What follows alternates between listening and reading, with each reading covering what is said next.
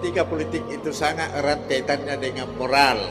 Moral itu adalah nilai-nilai yang baik yang bersemayam di hati setiap insan. Kalau itu moral baik, tapi kalau moral buruk, itu nilai-nilai yang buruk di hatinya bersemayam.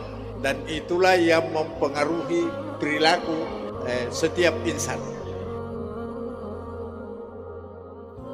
Masyarakat Indonesia ini, masyarakat kita ini Bapak sekalian adalah masyarakat yang paternalistik, yang segala tindakan, yang segala tingkah laku itu seringkali mencontoh orang-orang yang mereka sebut sebagai tokoh, sebagai elit politik, elit intelektual, elit agama, dan lain-lain. Pada saat yang sama, kita sedang menghadapi atau dipertontonkan oleh dinamika atau perilaku elit-elit politik kita yang setiap waktu kita hadapi dalam kehidupan kita sehari-hari dalam rangka mencapai tahta kekuasaan apapun itu, baik legislatif, eksekutif maupun yang lain.